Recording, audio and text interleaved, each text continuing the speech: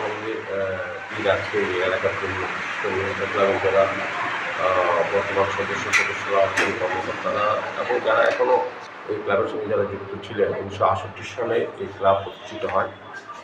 তৎসঙ্গে যারা এখনও জীবিত আছেন তাদের কাছে একটা খুব ভালো আনন্দের দিন আজকে আমি বলবো।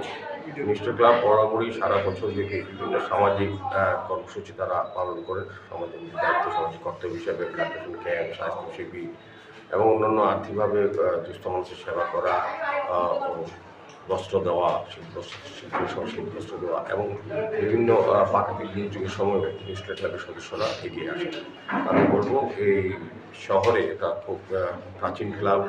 এটার সঙ্গে আমি অনেকভাবে আগে থেকে যুক্ত আছি এবং যারা ক্লাবের সঙ্গে যুক্ত আছেন প্রত্যেকেই সুন্দর চিন্তা ভাবনায় ক্লাবকে তৈরি করার চেষ্টা করছেন। যদিও ছোট এরিয়ার মধ্যে তারা অনেকদিনই চেষ্টা করছিলেন ক্লাবটাকে পাকা বাড়ি করা, কিন্তু কার্যকারণে হয়ে ওঠেনি।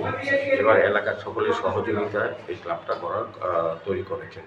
তো আমি আশা করবো মিস্টার ক্লাবের যে কার্যক্রম আগে চলতো এবার এর থেকে আরও ভালোভাবে সুন্দরভাবে পরিচালনা করা যাবে। নিজস্ব নতুন বাড়ি তৈরি করা হয়েছে খুব সুন্দরভাবে। আমি যতটা দেখেছি খুব ভালো লেগেছে। আমি বলবো এটা মানুষের সঙ্গে সম্পর্ক রাখার একটা জায়গা তৈরি হয়েছে।